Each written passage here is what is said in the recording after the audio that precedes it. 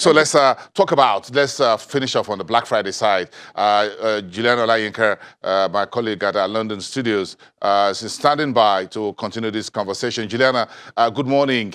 Sorry for keeping you waiting to the end of the show. Perhaps you had time to do your Black Friday shopping before we start or after the conversation. You've got to do that. So where are we on your high street in the UK with today's Black Friday?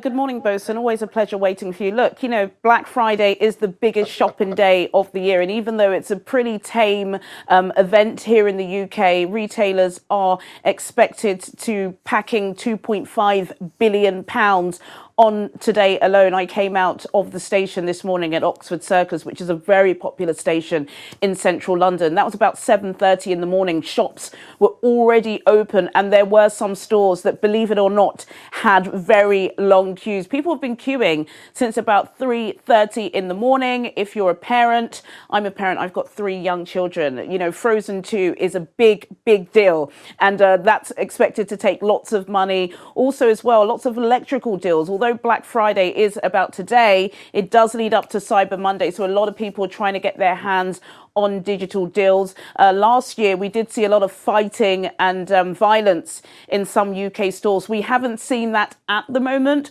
although I've heard, especially across the continent, in places like Uganda and South Africa, people have been boxing their way to get their hands on the cheapest television.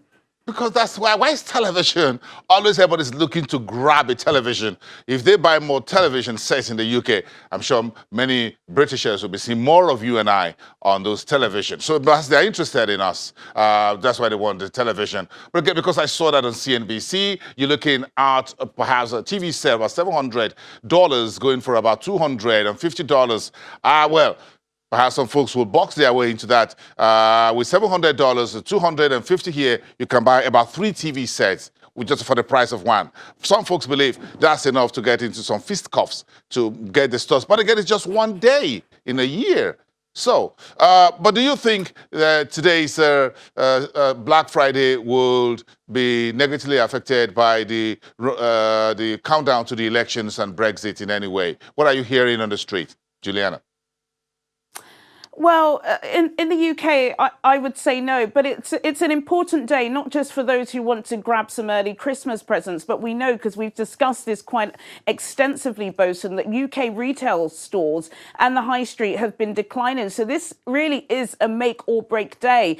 And of course, as we know, we're not expecting a lot of people to be in the stores because most people will be online. Amazon, therefore, expected to take the largest chunk of that market share. Most people will be going online as well because it's easier to shop around. So, you know, they're hoping to get £2.5 billion in to really help GDP and push up that those last economic data for Q4 in the UK. But, you know, even though I did see a lot of people queuing, and I probably will step out at lunchtime, we are hoping at least that, you know, the retailers can see more people in the shop. Juliana, get on that queue, Juliana. Don't get into any fiscals. Get into that queue. But don't forget, you got a 1:30 appointment with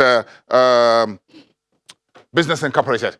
That's Chimeze Obiwagu is waiting for you. You guys can do shopping together later. I'm out of here. I'll see you, everyone, on Monday, bright and early. The World Bank Economic Biannual Report on Nigeria will be released early Monday morning. And we have the country director for World Bank Nigeria here on Business Morning. Have a great weekend, everyone, and I'll see you then.